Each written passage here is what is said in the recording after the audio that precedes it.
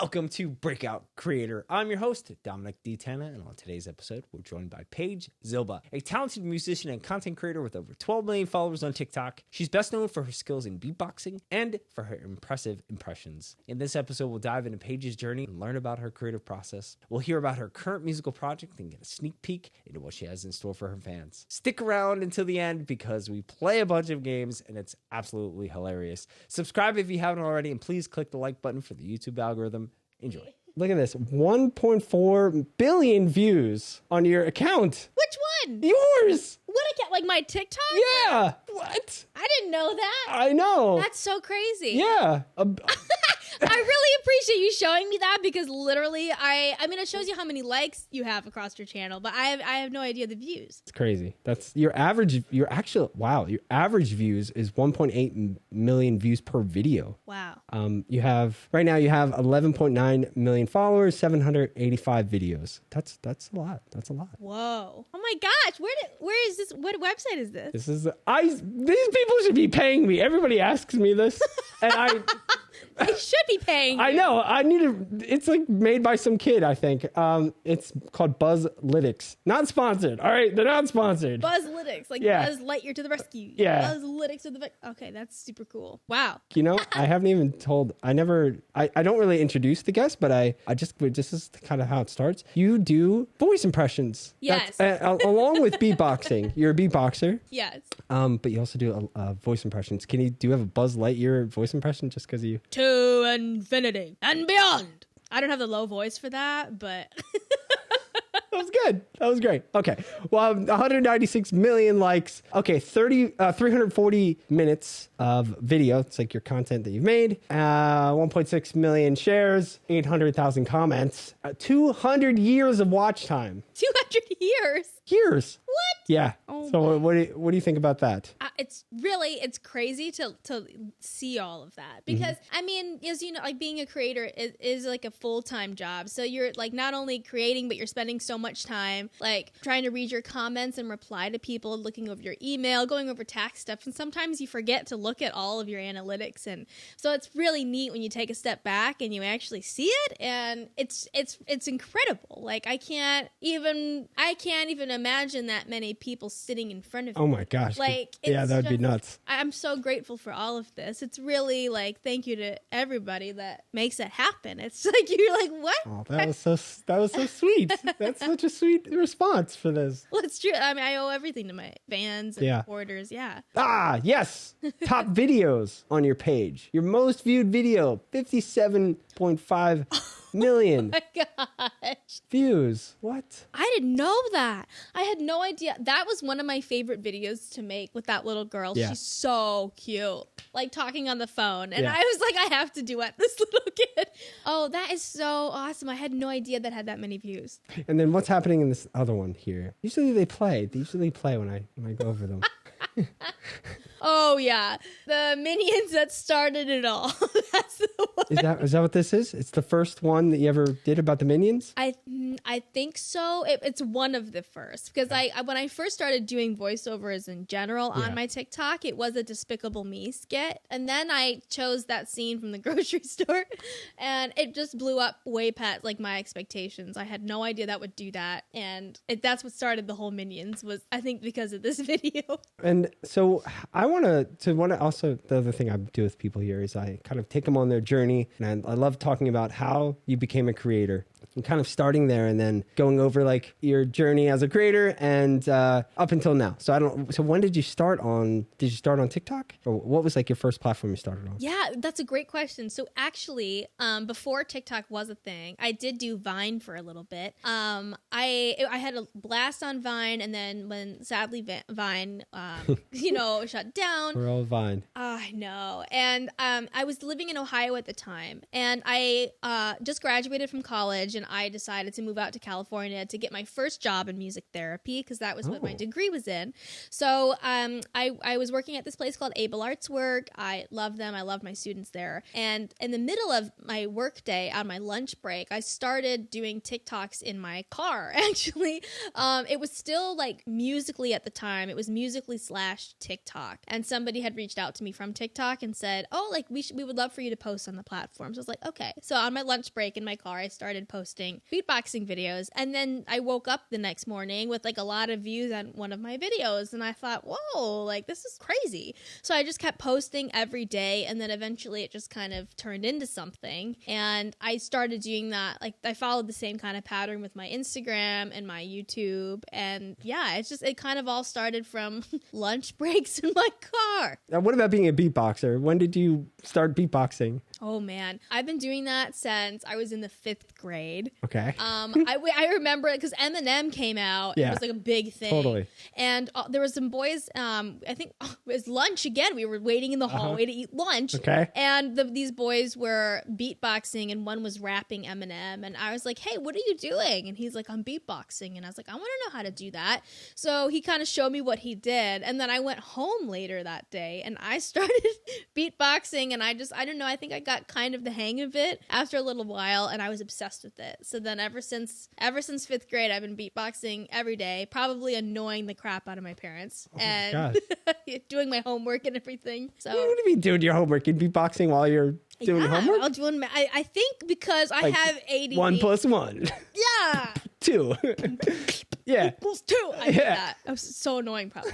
But you got to practice when you can. So yeah, it started all from there. And then in high school, I didn't tell anyone for the longest time that I did that. I did beatboxing because I noticed that it was only boys that were doing that. So I was like, I don't know, maybe people will think I'm weird if I'm a girl beatboxer. But then in high school, my choir teacher recruited me for her a cappella group. And so I started beatboxing in an a cappella group. And then wow. Oh my God, I love a cappella. Yeah. I am obsessed. Pitch Perfect, obsessed. I'm obsessed too, a little bit.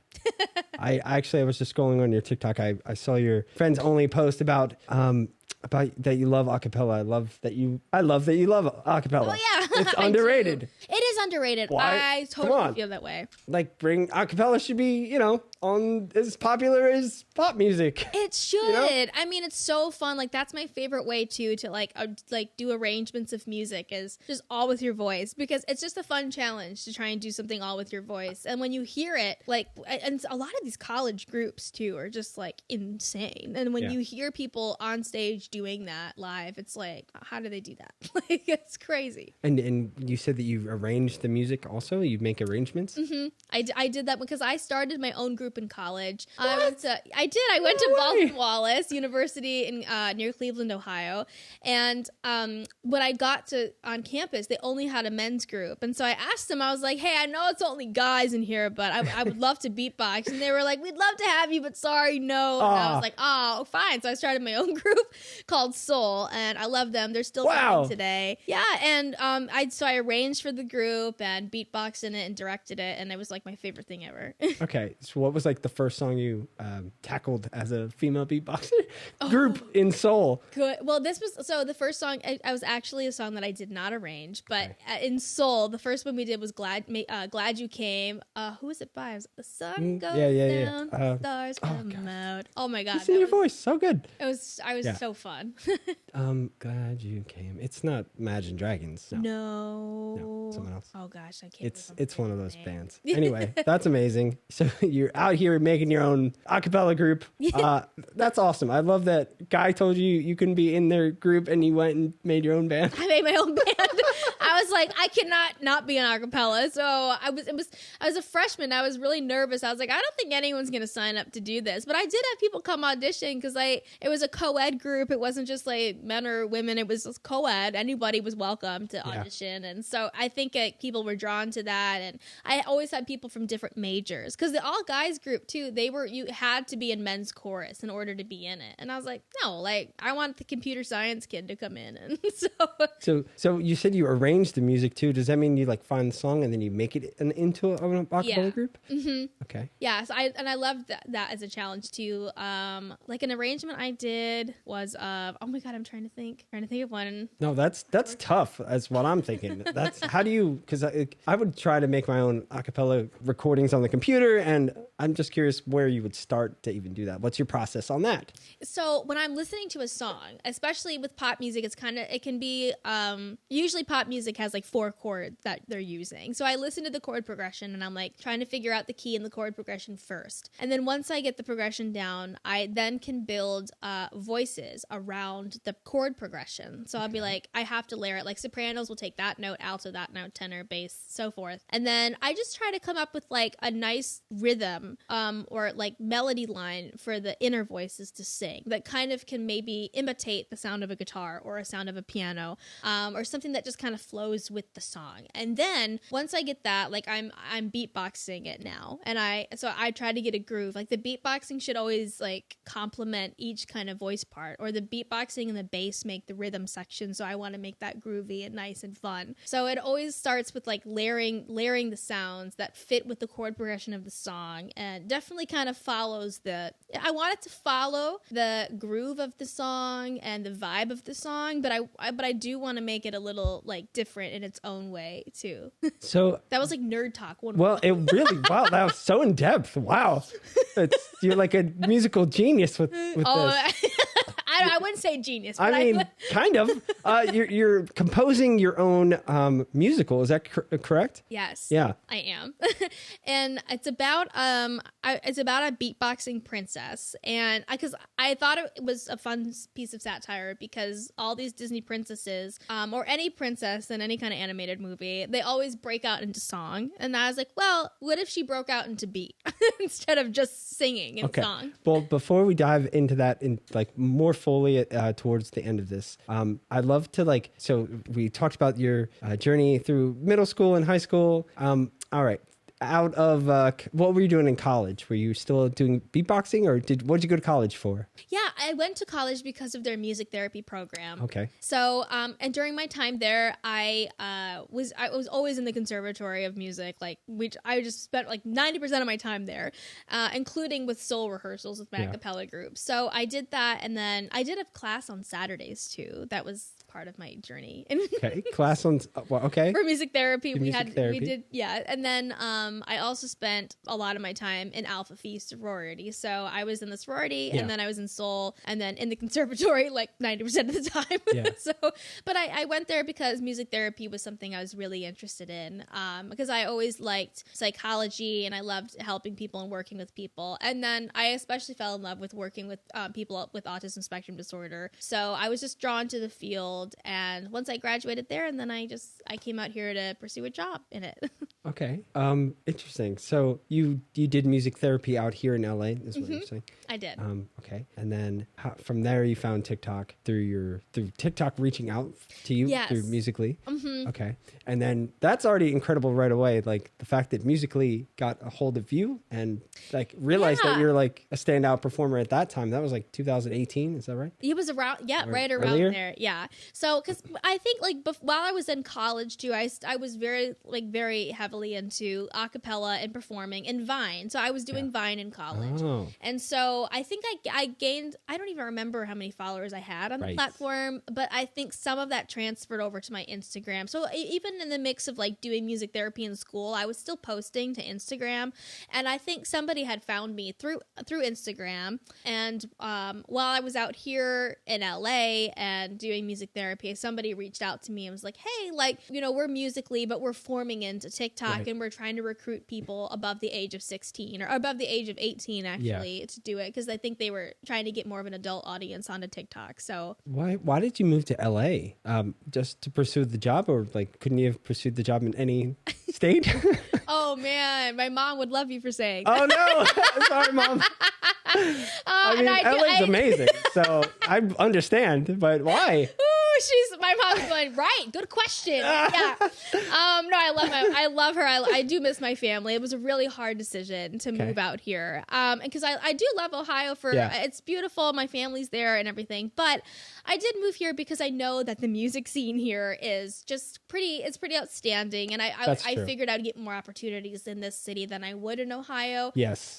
So yeah. That's true. So I just kind of followed where the opportunity was. And honestly, music therapy, I think, is in better hands in the Midwest because I know that in certain states it falls under an insurance plan, whereas with other states it's not allowed under insurance yet. Wow. So the job opportunities might have even been a little better, but I pursued here because there was just other, like social media, there was other career aspirations I had other than music therapy. Right. And I'm trying to do like two in the same. So it was the best place for both of those opportunities. It was. And then look at this opportunity comes out of nowhere from Musical.ly, from your classes. And then how do you go from, are you doing TikTok and social media full time currently now? Yes. So how did that transition happen? It was kind of an abrupt transition because I was working in the school districts. I had gone part-time with my job because I really just I was working with adults and children, but I wanted to focus more on working with children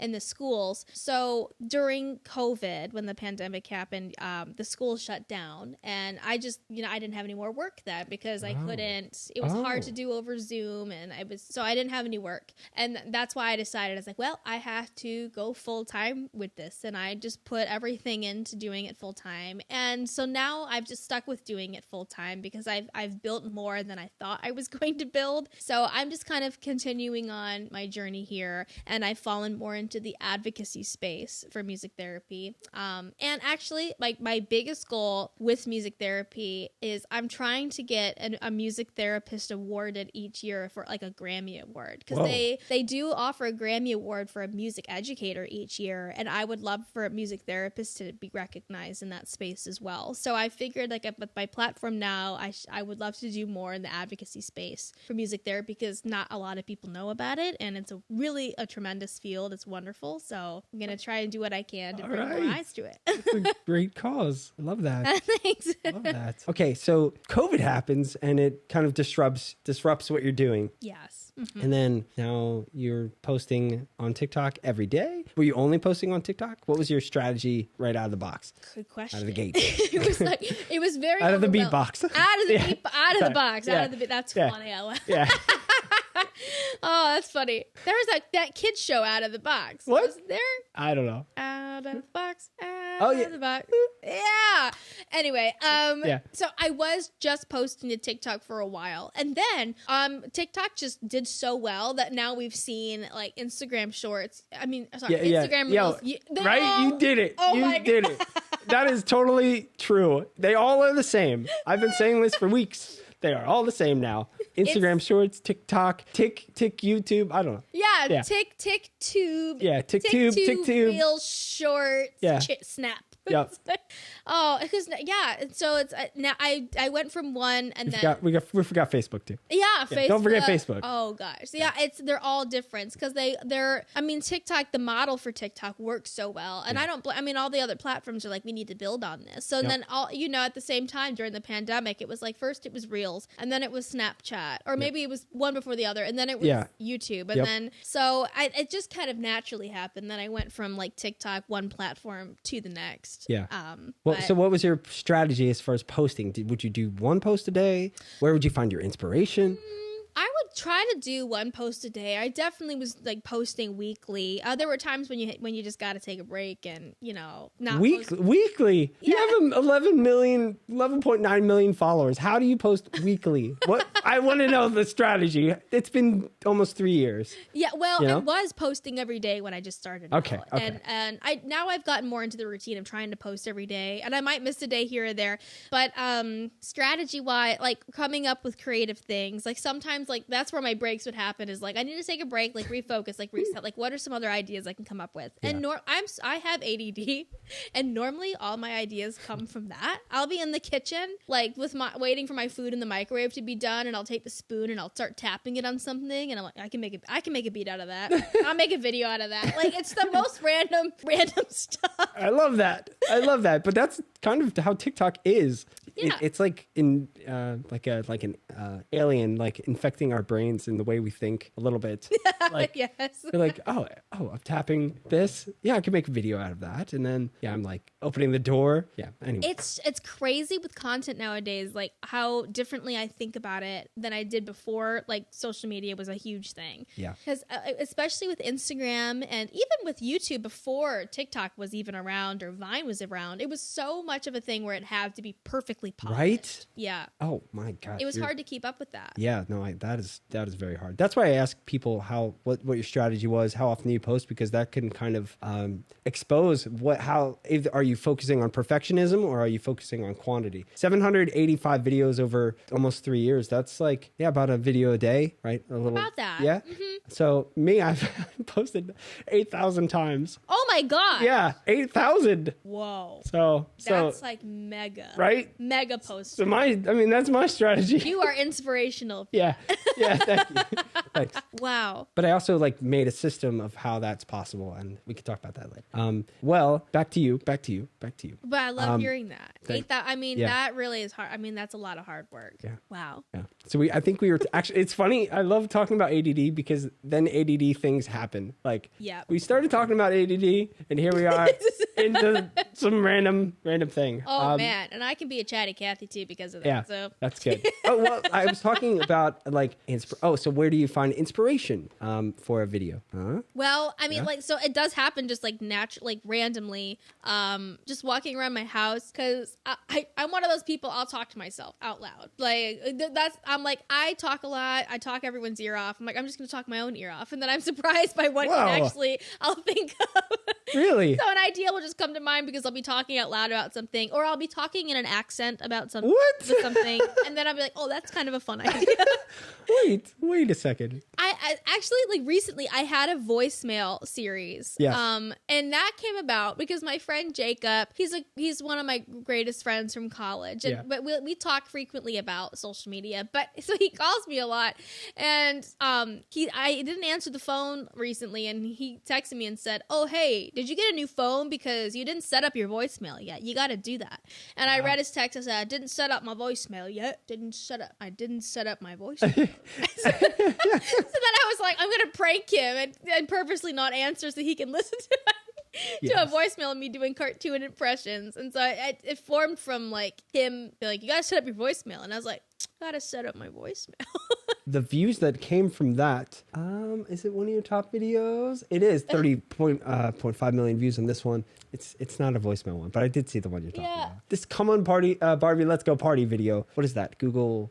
It's Google song search. I think it's just like the Google app. And I went on there. If you click on the microphone, there's a button down below. It goes like, search that song. So I think it's meant for people that are like, what's that song? And you can hum it, and then it will try to give you what the answer is. Yes. So I was like, well, I wonder if it can recognize me beatboxing in it. Yes. And I don't know, the Barbie thought, I think I have a Barbie in my room because my mom got it for me for Christmas because she thought this Barbie looks like me.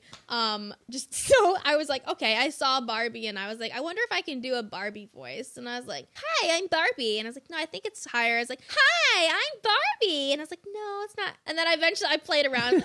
Hi, I'm Barbie. Welcome to my dream house. And I was like, that's it. And and then I thought, I was like, oh yeah, there was that song Barbie from, I don't know, it was early 2000s. Yep. So I made a video and I was like, I don't know. I was like, it's okay. Maybe people will like it. And then I was like, oh, people liked it. They definitely liked it.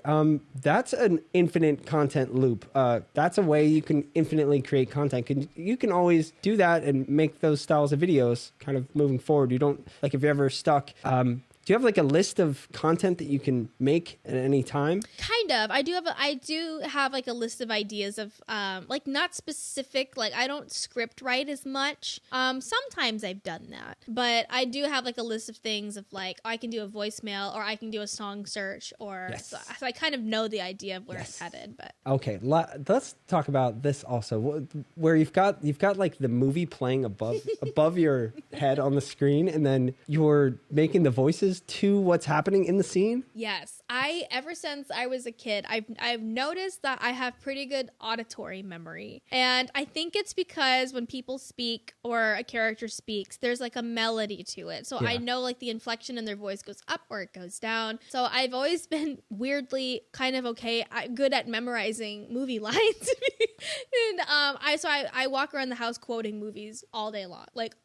So then eventually I was like, why don't I just make a video of me quoting a movie? Sure. And I don't know, I do it the hard way. Like I don't have any earpiece in. Like I just put my phone in front of me, my camera's like in front of me, and my phone's over here, and I'm watching the movie and the volume is turned off. Whoa. And I just like memorize the timing of their lines, and sometimes it can take an hour to like perfectly get it. Only an hour? And just an hour.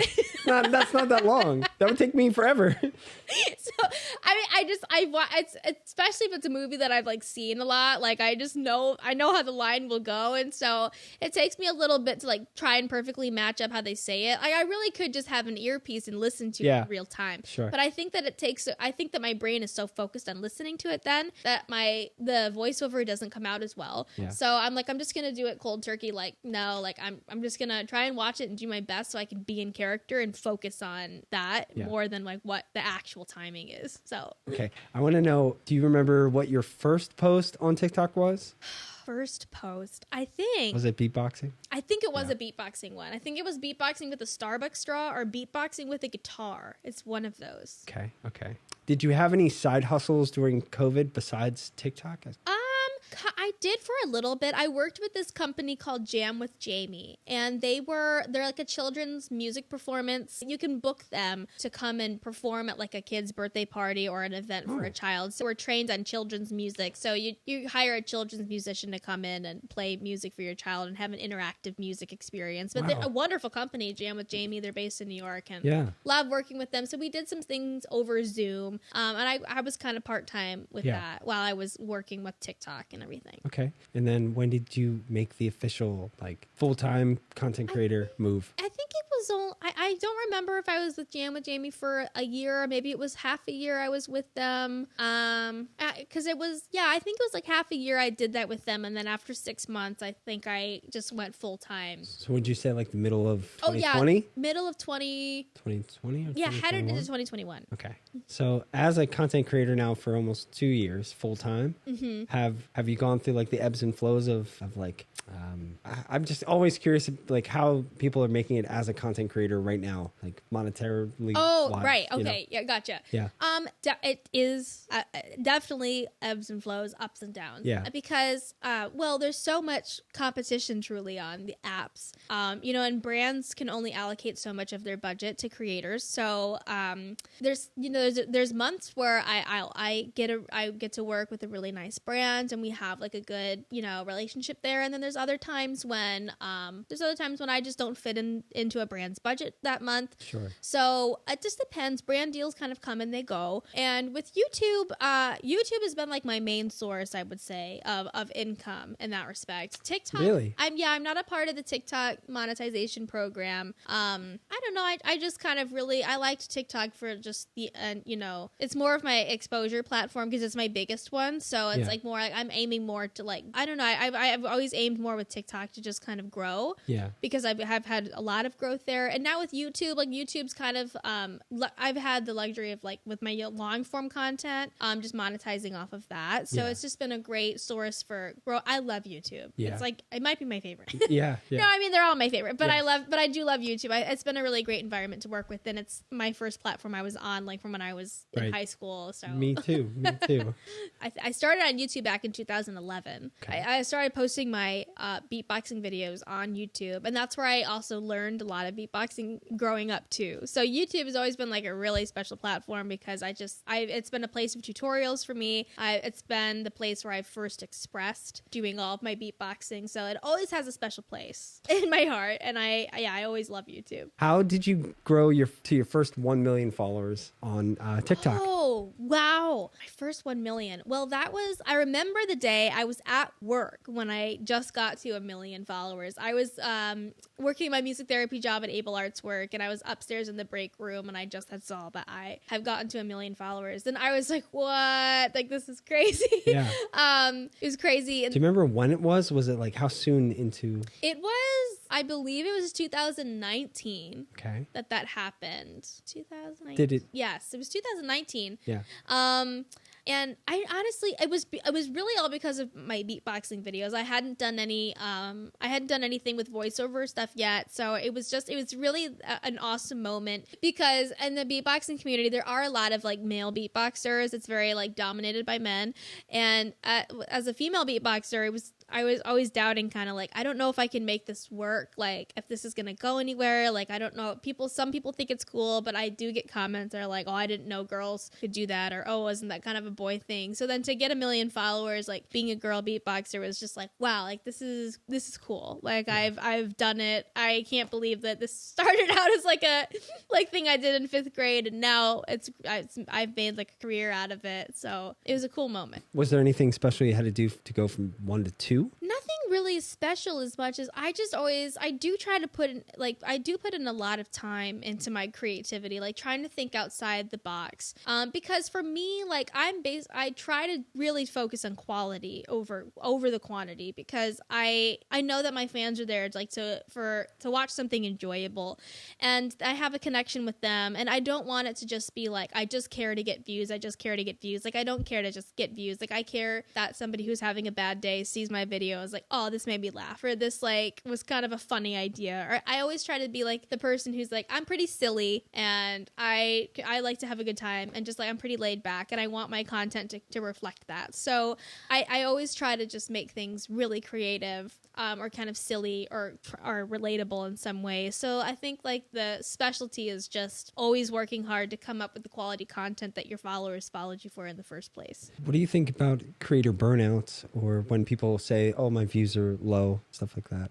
Yeah, I mean, burnout is a real thing. The problem with social media is that it is kind of like, sometimes you can feel bad if you don't get a certain amount of views that you've been used to, or it's more like kind of like irritation towards a platform than like, oh, like why aren't they pushing my views as much, or like what's wrong, like what's wrong with what I'm doing. So yeah, I never feel, there's never any agitation towards my fans or people who watch my content, but sometimes it does feel like, oh no, like what am I doing wrong, or like maybe my content isn't good, or maybe this isn't working, maybe I'm falling out. So there is a lot of negative thoughts that can come from it, but then at the end of the day, you have to realize like, well, you know, whoever's going to view my content is going to view it. Like, I know that I put the time into this quality piece of content, and I think sometimes they have to shift the views onto different creators, and it's just, I don't know, that is what it is. Do you have any structures in place in your life to like help you create?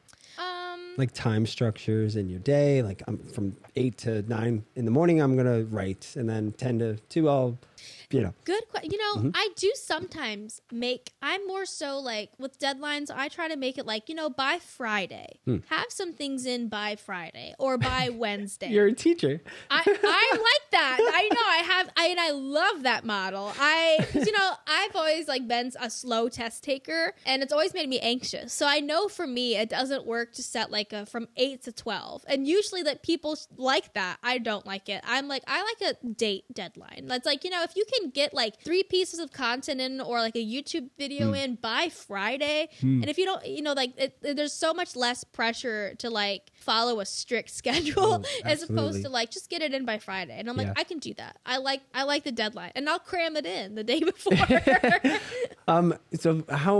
So what's your strategy like at the moment? Are you are you doing that on every Friday? You want to have X amount of videos made?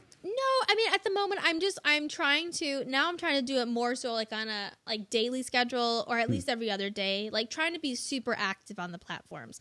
So I'm trying to spend like at least a few hours a day, like on TikTok, on Snapchat, on everywhere, because I like to reply to comments to people to know that, like, I want them to know that, like, I see them, I see that you're here, and I welcome you here. So my strategy really is just to be really active as somebody on it. It's not just posting the content, it's interacting with people. It's even looking at friends' content, you know, because our friends post things every day too, and they like the likes and the views. I definitely need to do that strategy, like even spending time on the friends tab. Is that where you're looking? Mm-hmm. I look there every day, or I try to, you know, I log on, and I always try to make sure to like if I see someone else's content, like I try to like it, leave a comment or something, so they know that like they're getting support too, because it's a lot, like, because you get support from people you don't know every day, but it does mean a lot when you see a friend pop up on your page that says something nice. Absolutely. So I always try to take time to make sure I'm looking at friends' content too. Do you do any collabs at all? Yeah, I do. You know, I haven't like recently done a collab with a friend this year, but last year I feel like I did do some collabs. My friend Kat Curtis, who had her cat Uno, love that. I've collabed with them. I love Uno. Yeah. I wonder what we all loved love Uno. Yep. Uno came to my house once, and I was like, "You can stay here forever if you want." But yeah, I also collab with Maricana, who's the robot dancer. I mean, he's a dancer in general. He's amazing. I love that guy. Yeah. I love doing collabs. I've collabed with E.G. Daily, to the voice of Tommy Pickles from Rugrats. Yes. We had a super fun collab. She's wonderful. She's so nice. So yeah, I love collaborating with people. Cool. Do you think that has given, like, is that a cornerstone to your success, would you say, at all? Or is like, what percentage of the videos you're putting out are collabs? Probably not enough. I don't even know. I can't even give you a percentage, really, because I don't even know. I would like to make it a bigger percentage. Like, I feel like it's at 10%. It could be at 20. It could be at 30 even. Because I have so much fun doing collabs. I think it's hard sometimes to coordinate everyone's schedule and what works best with everyone else. But I love doing collabs because I think beatboxing, I can always find a way to fit it in with someone else's content. Yeah. And even voiceovers too. I would love to do more voiceover collabs with other voiceover artists. I think that'd be really fun. Okay. Anybody that you have in mind that you would like to work with? Yeah. Well, I have my friend Shelby Young. She's a phenomenal voiceover artist. Like, oh my gosh. And my friend Allison too. They both are voiceover artists, and we're friends. We've gotten together and like hung out, but we've never made content together. So I think I should text them today and be like, I think it's about time we make content. Yes. Yeah. Are you gonna have like a girl group? A new girl group? Come on. See, that's funny. Yes. A girl group. Because when you think of girl group, it makes you think of like a music group. Yes. We can be like the voiceover music group. Like the Kat Curtis did the thing with the McDonald's. The fast food house. Yes, the fast food house. Oh yeah, so funny. Oh my god, we should do that. Yeah. Voiceover. Where did all the houses go on the internet? Right? I don't know. It's like they all disappeared. I think they all disappeared. I don't know. Yeah, that's a good question. It seemed like 2 years ago was like the year of the houses, and yeah. What do you feel like 2023 is the year of so far right now? That's a very hard question, but that is. Take it away. Take it away. Let's see. It's like you're presenting an award on the big show and you say the wrong name. 2023. This is the year of, honestly, I mean, it's kind of been a current, a reoccurring theme, but originality, I would say. Like, I get on the app a lot, and everyone is just becoming their own person. And the more content I see, like trends are a thing, but they're not as big, I don't think, as they were. Absolutely not. They got rid of the trending tab, and it like created a catastrophe within the app, right? Yeah. People lost their minds. Right. Right. It's but it's kind of been a good thing though, because there's been always a lot of dance trends, especially during 2020. There's a big dance trend, but this year, like the more I get online, like the more I see people just posting content that's really true to them, and it's been fun. It's like now I don't see two people as like, oh, like these two are dancers. I'm like, well, this one does hip hop dancing, this one does robot dancing. Like now you can definitely like, oh, there's a distinction. Like now I know like you're doing your own thing, and it looks good on them, honey. Like it's looking good, honey. So yeah. That's awesome.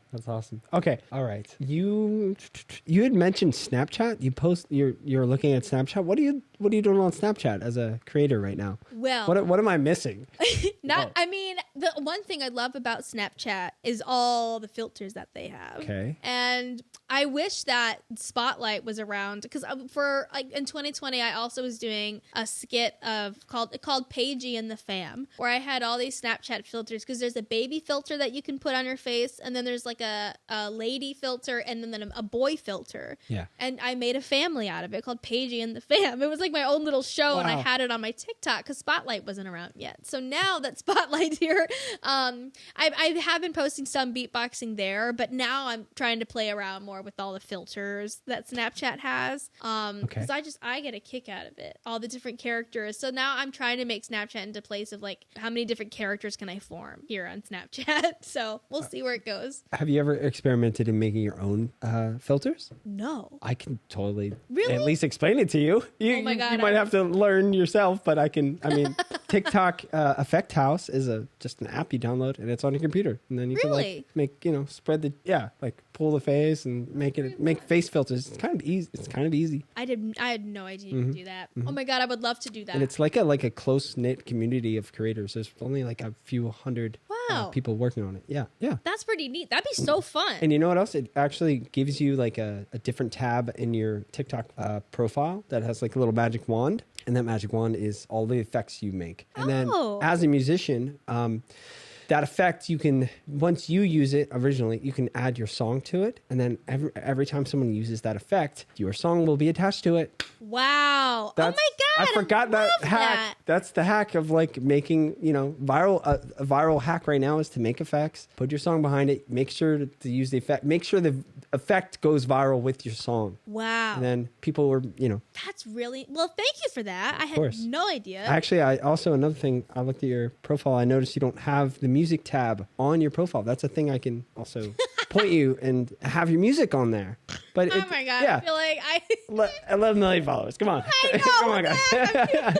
No, we're still learning. I'm too old every day. No, you're not. You're younger than me. We're good. Yeah. Oh my gosh. Right, I never thought to do that. Yep. Well, thank you. I really appreciate that. I had no idea the filter thing with the characters that's really interesting. Because like maybe you could just make your own little family. Yeah, Paige family. Right. I'll use it. I will definitely use that. Definitely. Thank you. Yeah. Wow. Totally. Oh my God, I love that. I had no idea you could do that. Now, do you have music available like online on Spotify? There is one song, and I wrote it like in 2020. Yeah.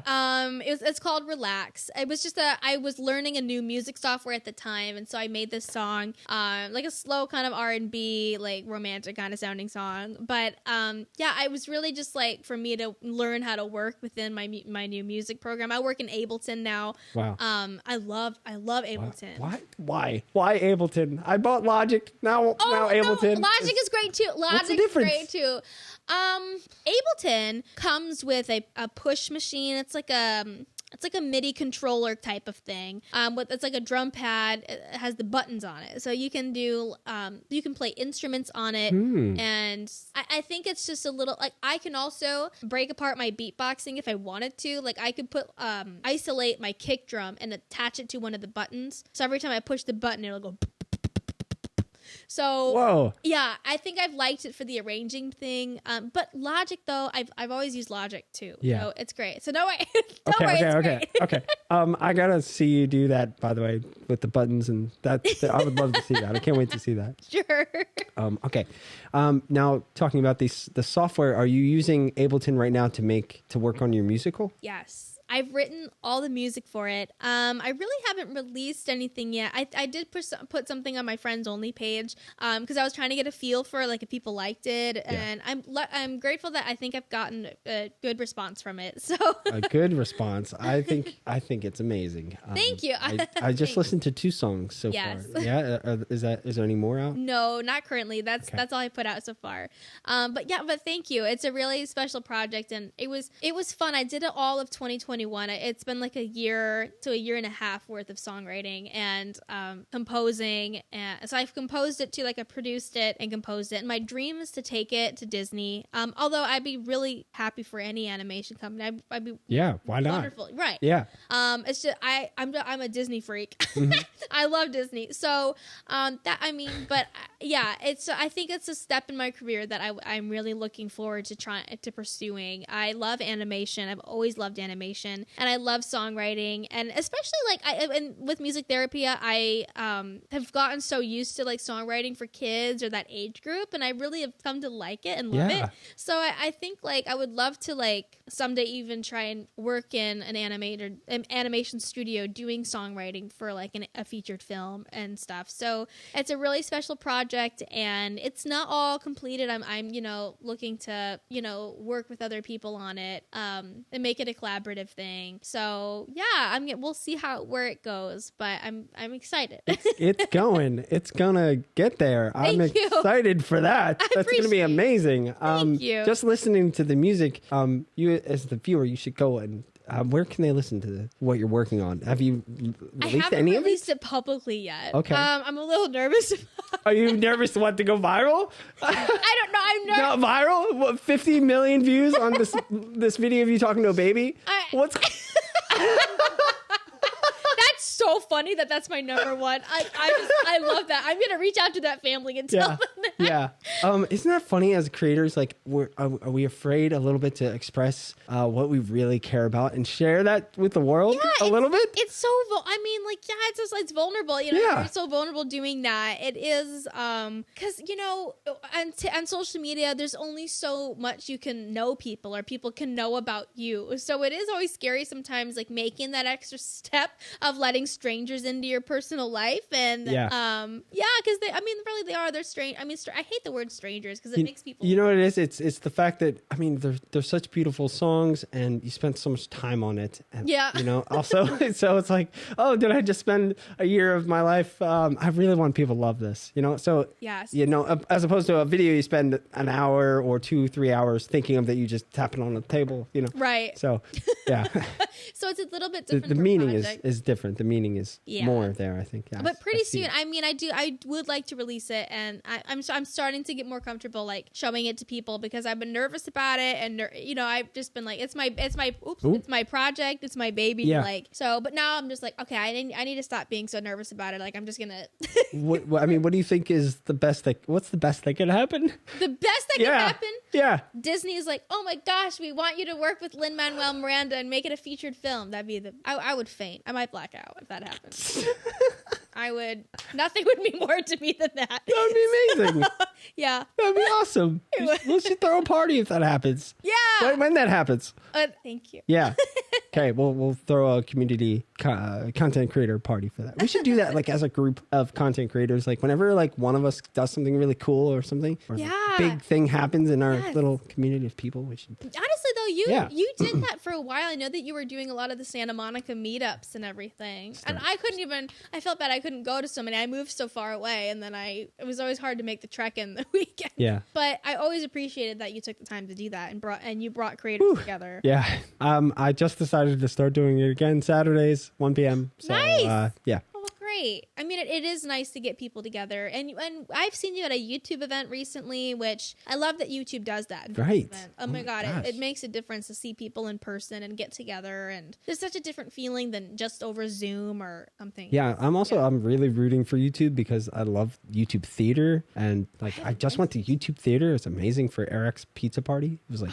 It's really awesome space at the SoFi Stadium. Oh, I haven't been. Yeah, it's really cool. Ooh. Yeah. Yeah, I'm rooting for them too. Yeah. There's a lot of good things going there. And they just launched this creator their shorts monetization program. Are you a part of that? I am a part of that. Has it been working? Is it? I don't know yet. It hasn't shown me the analytics for that yet, or if it has, I don't know where to find it.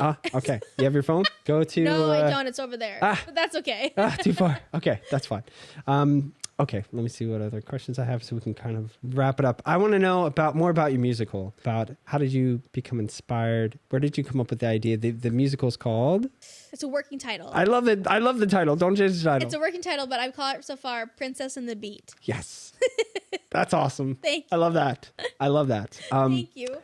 Where did that name come from?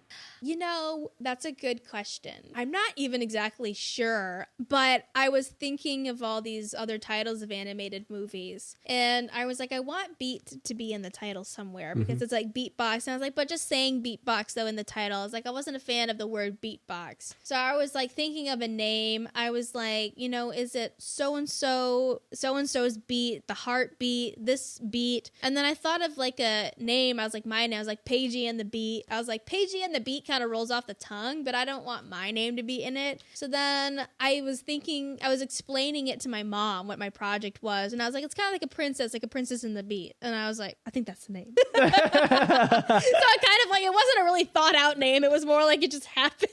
Yes. But then I was like, I like it. But I mean, I'm open to it changing if that happens to happen. But for now, I was like, I vote no. I like I love that name. Okay, some of the songs that you have in it so far, one of them is called? One of the songs names? Yes. Well, I mean, I could say it too if you want. I think my favorite one is My Heart's Beating for You. It's an all a cappella song. And it's like very 80s sounding. It was inspired by Eye to Eye from a Goofy movie, which is like one of my favorite songs. One of my favorite movies. So that's one of my favorite songs so far. But there's a lot of different ones I was working on.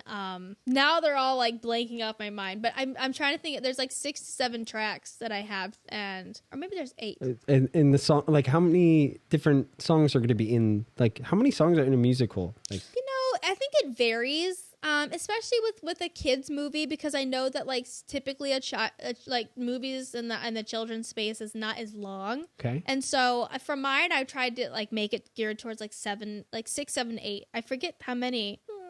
I think there's 7. Okay. In my musical. So I was like, I feel like that's enough. And then, because then there's going to be like a story around it. So I aimed for 7 songs. Okay. Have you come up with the story yet? The story, I have kind of like the working idea for it, but I was really wanting to collaborate with the writer, because, you know, beatboxing originated within the Black community, and I'm somebody that really cannot speak upon that. And so I'm grateful for the community of beatboxing, but I definitely wanted somebody with a voice from that community to talk about, you know, the upbringings of beatboxing and the culture in general surrounded by beatboxing and rap. It's just something like, I know that I know how to beatbox and it's very special to me, but I know that my princess, I want her to be somebody from the Black community, somebody that represents that culture, because I think that that's really gonna like hit home to somebody that has background from that area that really can speak upon beatboxing and like the meaning behind it, because it's really like, I know it's so meaningful to that culture. And Doug E. Fresh was the one like who created beatboxing, and really? Love, and all the way back from the 80s, love Doug E. Fresh. So I just really wanted a writer that can speak for that community, because I don't want to speak for that community. I don't have any place in that. All I could say is how much I love beatboxing and what it does for me. Sure. But there's a whole culture around it, and I want it to be very well represented. So I'm trying to find a writer, somebody who's in the Black community. Again, like I want like my lead princess to be somebody who was within the Black community. Definitely want that representation there, because it means a lot to them and their culture. And cool. Do you have a timeline in mind? Like when you'd like to be done the story, releasing the songs? Good question. I'm actively trying to look for like the right type of writer, and I'm also trying to have meetings with people in the animation industry, so I know more about it, because I don't know anything about producing a movie or producing. So I think a timeline, hopefully within the next year. I would love to get at least pitching it actively to people. That's kind of my guideline, is like finding the right writer and setting up a nice pitch and getting meetings with companies to develop it. So a year, I'm thinking. Have you thought about the story at all? Yeah, like I do have like kind of like an idea for it, but again, like I would love to still like collaborate with the writer to help build that story, because I just don't think it should come from my brain, since there's just Okay. So I saw those two songs that you had on the Friends Only. My Heart Beats for You, and I didn't write down the other name, but they were both so good. Thank you, I appreciate it. The acapella sounds amazing. My other song you're saying, I'm Not That Kind of Girl is my other song that I had. Well, I listened to both. They're both good. Thank you. Yeah. Thanks. So normally what I do is I ask, have you heard of ChatGPT? No. What do you mean you haven't heard of ChatGPT? No. No idea. What do you mean? No idea. What? Okay. So normally before my guests get here, I kind of input a little prompt into this AI and I say, hey, Paige is, my guest today is Paige. She's a beatboxer. She has 11 million followers. I can't spell followers. Followers online. What questions should I ask her for my podcast? Go, wait. Go. Nope. Go.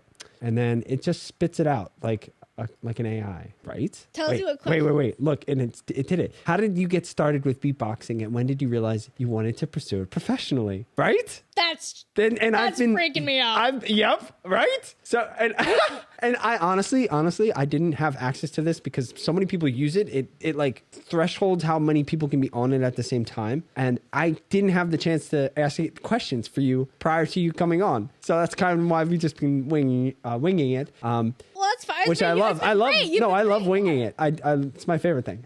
But yeah, so this is a thing. This is a thing now. Yeah. So check it out. So that's just one example, right? We can ask it to give you podcast questions. Wow. How about this? Write a YouTube script for a boxing girl group. Girl, did I write group or does I say fruit? Fruit. It's okay. Let's see. Okay. Intro music and introduction. Hi everyone. Welcome back to. Well, do you wanna read it? Oh, let me see. Right here. Hi everyone, welcome back to our channel. Today we have a special treat for you all. We're joined by the beatboxing girl group who are taking the world by storm with their unique sound and impressive skills. Let's give a warm welcome to Group name. Group name. Interview host. So how did each of you get started with beatboxing? Oh my god, that's fun. Well, oh, this is fun. I would love this. I got started into beatboxing because I was bored and had like nothing else to do. And yeah, next girl, Sharon. I got into beatboxing because I'm really annoying and it was such a fun thing to do. I could just do it all day long. This is a beatboxing girl group? I didn't know it was in that. Screw you guys. Okay, that was amazing. I do this all day. I talk to myself. Forget ChatGPT. I want to know what just happened and where did that come from? Okay, and I just took an improv class with Eric Artell from Collab. Oh, he's the best. Oh, he's the best. I love Eric. Yes, love Eric. And he looks like Eric from that 70s show. Okay. I love it, but I just took his improv class, so that's where that came from, trying to come up with characters. That was amazing.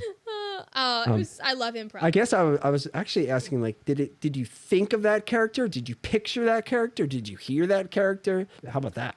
I pictured the character, like, and my brain, when you said introducing, my brain went to, talk show. I'm on a couch. I'm going to pretend like there's other people next to me. Yeah. We're going down the line. And I was like, there's always got to be like the bubbly one. I was like, maybe there could be an emo one. Maybe there could be a sorority girl one. I don't know.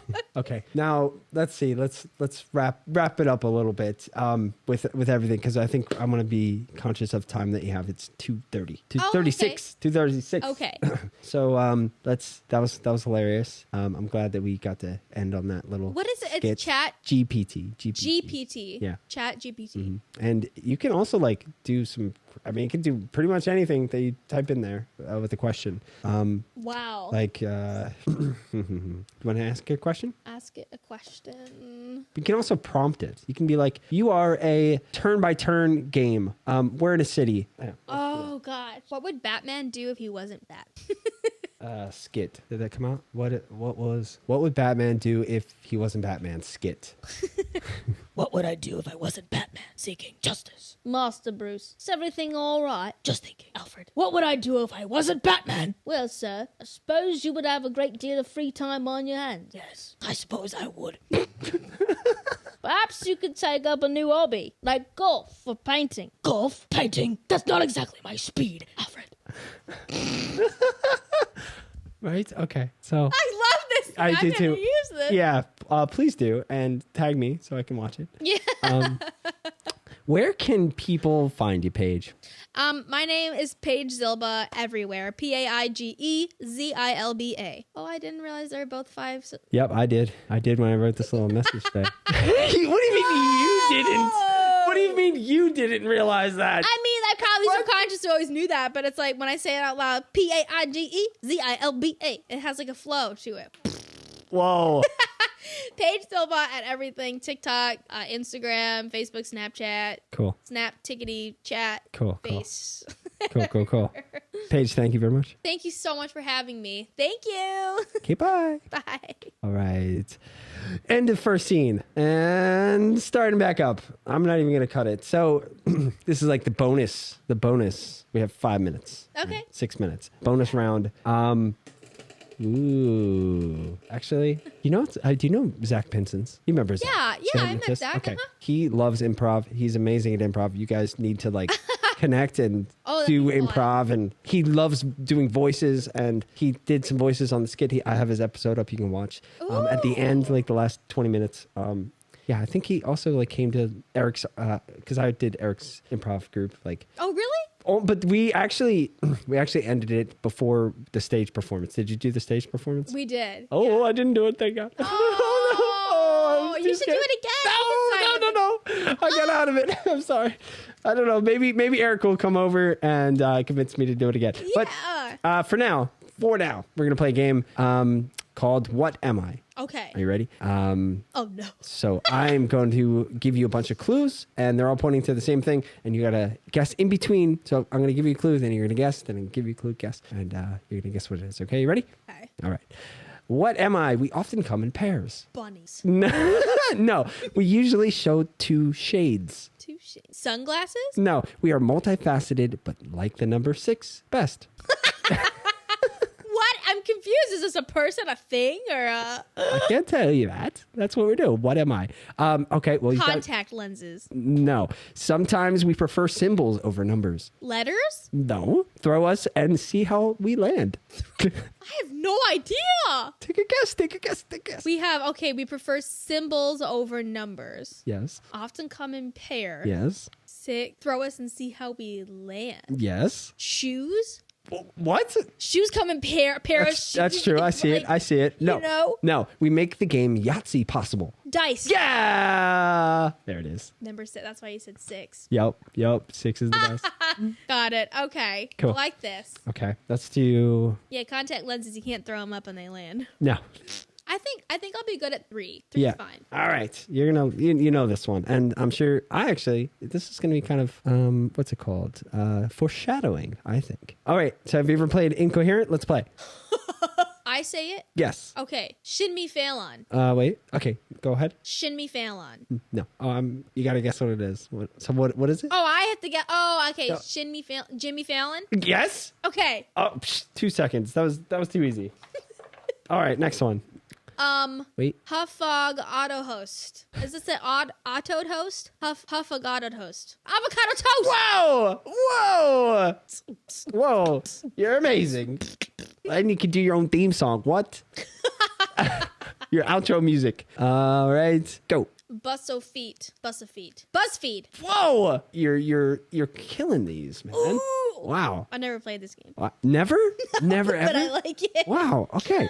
Let's see what you do with this one now. Sid Orange his Alamote's fool. Sid Orange his Alamote's fool. Sid Orange his Alamote's fool. Shit.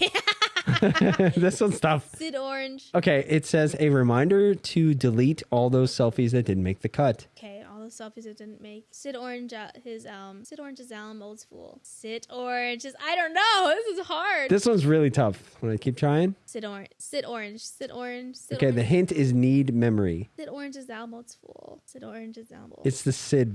Sit. Storage is almost full. Ah, yeah. Got it. Okay, what's another game I do? There was a game that I was playing with Zach that was like, I wish I had like a list of all the characters you know how to do. I wish I did too. Do you have that list? Where's that list? I need that list. That would really help. You didn't file your papers. Because like then like we could play like do you know how to do Mickey Mouse's voice? Kind of. Or like give me 3 people you can do voices of. Maybe Mickey Mouse. I would say Minions, but they talk in a different language. So Okay. Mickey Mouse. I can do Barbie. Here, Mickey. I got it. You ready? Minions on an electric scooter.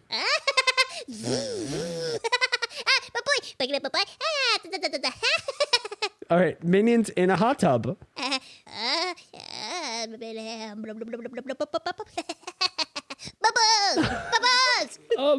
Minions playing Call of Duty. Idiot.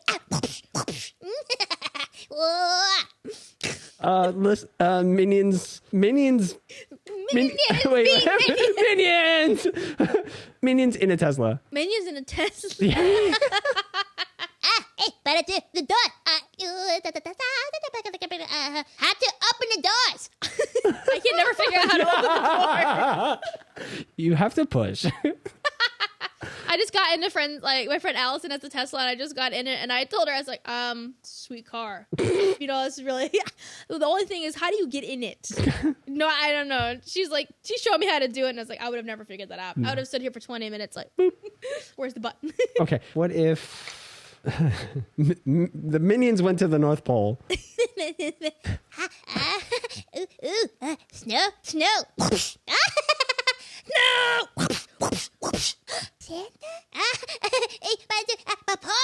Wow. Okay.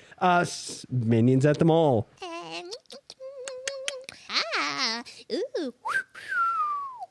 like that dress. Minions at the circus. Minions at the circus. Fireball! Minions at the office. Make it like a man. Hello. What? Screw is coming! Wow. Okay. Minions at IHOP. Minions at IHOP. Oh gosh, what are you? Pancakes. So what do you be having today? Pancake. Waffles! Minions at the gym. 1, 2, 3, 4. There you go.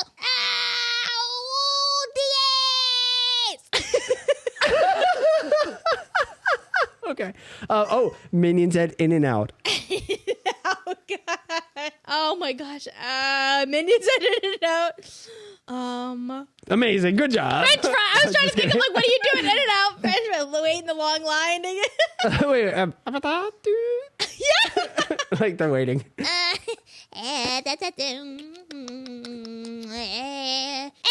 where's the animal style fries?